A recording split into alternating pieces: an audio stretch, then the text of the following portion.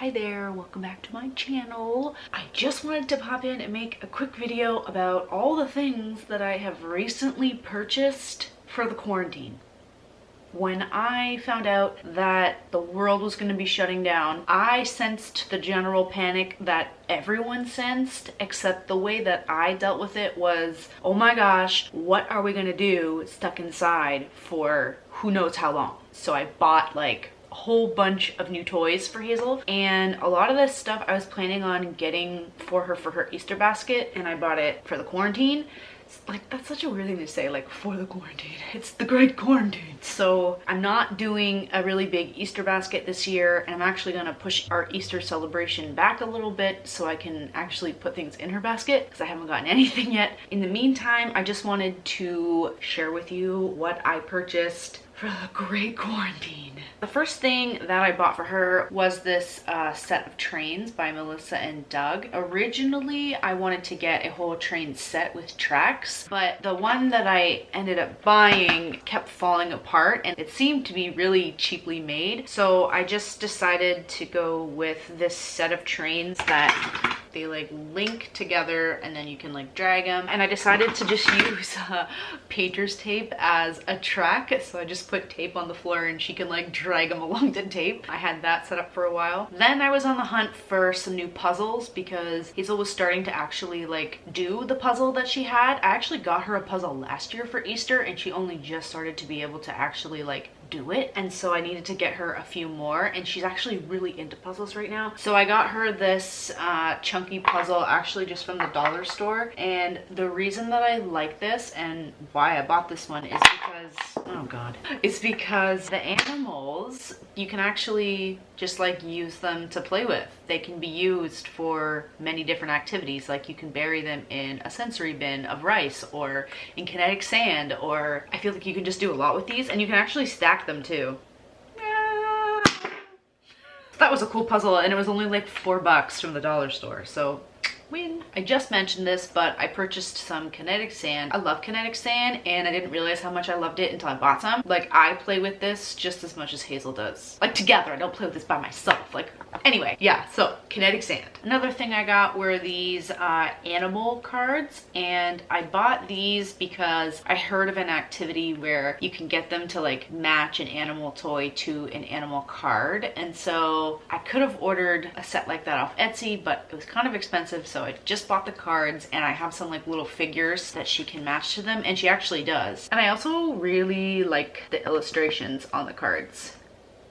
And they have little like facts on the back about the animals. So I thought that was neat. She also just loves to like look at the animals because she loves animals, so cool. The next thing I got was this horizontal dowel toy. I actually ordered this one off Etsy. Recently, I've been reading a few different Montessori books and just kind of learning about that. And so that's where I got like this idea from. And the main reason that I wanted to purchase this exact toy was because I want to get like a lacing toy for her because I think that's really fun. But she hasn't figured out how to like the whole like lacing motion, you know, like that requires you putting things sideways and you have to like hold one piece, and she hasn't quite figured that out yet. I've tried with like a piece of string and like taping the end of it and giving her like a bead, and she can't do it. It's a little too challenging. So I thought I would just start with like getting her to practice putting rings on this dowel, and she cheats sometimes. She like turns it around or like, you know, so yeah, but it's actually good practice for her, and she does it on her own all the time. So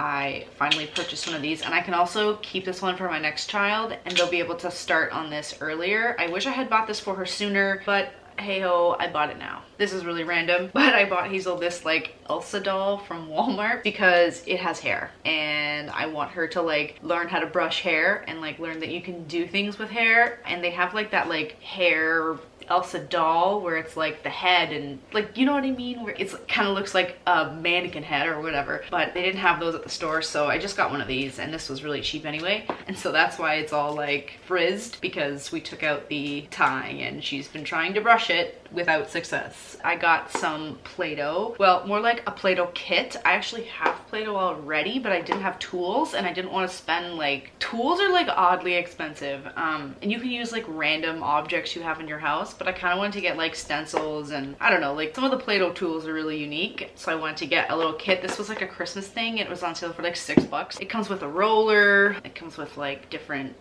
cookie cutter shapes. It's got a heart and then like a little Play-Doh knife. And then like this one is my favorite. She can put Play-Doh in this thing and then like push it through and it's like icing on a cookie, and I don't know, that's cool. I also got these miniature like blocks. I got them really for just color sorting and that's basically it. I also got her a giant Frozen coloring book because she's obsessed with Anna and Elsa and she doesn't have any coloring books. And then I also got her these little Pipsqueak Crayola markers because we have some, they're just like the primary color ones, but I thought these ones would be more like Hazel sized. The next group of things are like some stuff I purchased to make something for her. So I got these like rainbow popsicle sticks. What I'm actually making is this. It's like a popsicle stick color matching activity with like little felt popsicles. So I just like cut them out and then I sewed them together. I am not, what do you call someone who sews? A sewtress, a sewer, a stitcher? I don't even know.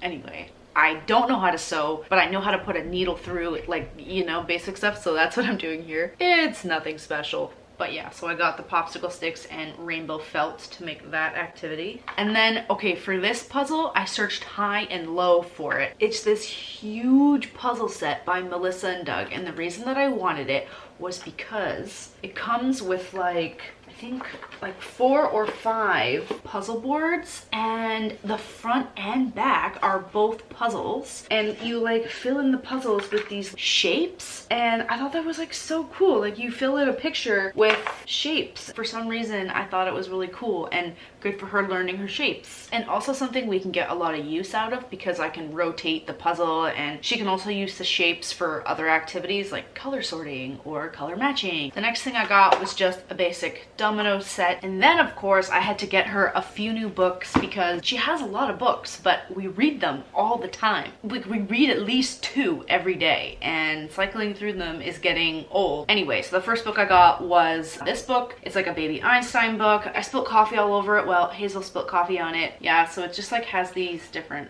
flaps and different things about the animals, and Hazel loves lifting flaps and she loves animals. And this book is also really detailed. Yeah, we got this one. Oh, she learned how to say shark with this book. And every time she gets this page, she goes, shark, shark. It's so funny. Another book I thought was really cool was this How Do I Feel book, and every page is a different emotion. I think there's 5, and you spin the wheel to the different emotion, and I thought that was really neat. Since we got it, she actually has learned the different emotions. It's interesting because before this book, she couldn't really like put a name to different emotions. Like obviously she experienced those emotions, like she'd be happy, she'd get sad, she gets scared of the snowman in Frozen, but like now she can like put a name to those feelings, which I think is so cool because she's so little. So when she hears someone crying, she'll be like, oh, sad, sad. And I'm like, yeah, they're sad. And for some reason, like happy, she goes happy, happy. So I don't know where she got that from, but she did learn happy in this book. And then she learned also loved is one of the emotions as well. And so she'll like see this page, you go, love. Like she doesn't say loved because she can't say that word yet, but she goes, It's cool to see her like connecting those dots. And I also got this book, which I thought is really cool because on every page you like go through and there's like these dots that you poke through, and it keeps her busy. Like she'll go through the whole book and poke every single one. That's funny, and I know when she's doing it because I can hear it. She loves books so much. So these are just a few books that I picked up. The last thing that I bought was actually kind of an investment, and I kind of went back and forth over like whether or not this was actually worth spending the money on, and it totally was. But it's the Natural 60-piece wooden block set by Melissa and Doug, and I chose these ones because all the other brands, the blocks were so small and I just didn't think that she would necessarily be able to get a lot of use out of them being so small. Anyway, these blocks are huge. Like, this is like the size of my head. And mind you, there's only 2 like this one, but like still there's a bunch of these ones, there's a bunch of these, like they're huge and like they're perfect for little hands. So these are a good like set of blocks, and like they're so sturdy and will last forever. And honestly, like, this is gonna sound really dumb, but they sound so cool, like banging together. Like it just sound like they just sound cool, and they even smell cool. They smell like, I don't know, like nature. Like it's cool. So I definitely recommend these blocks. They were expensive, I'll admit, but they're so worth it. We literally play with them every day and we do a ton of different things with them. Like we make castles, we make boats, we've made a train track, we've made ramps, and then obviously like a tower. There's so many things you can do with them. So that's everything that I bought for Hazel during our quarantine. I'm still gonna get her a few things for Easter just to have in her basket, and then I want to fill up some Easter eggs with different things, but I'm pushing Easter back because I haven't ordered those things yet and there's a lot of delays on Amazon. So let me know what you guys have bought for your time inside. But anyway, hope you're all doing well and staying safe. I have more videos coming, I think, but I was kind of in a funk there for like months, so I'm finally starting to feel back to normal. Usually I feel kind of funky in February. I call it the February funk. And yeah, please leave a comment and like this video. Thank you so much for watching, and I'll see you in my next video. Bye.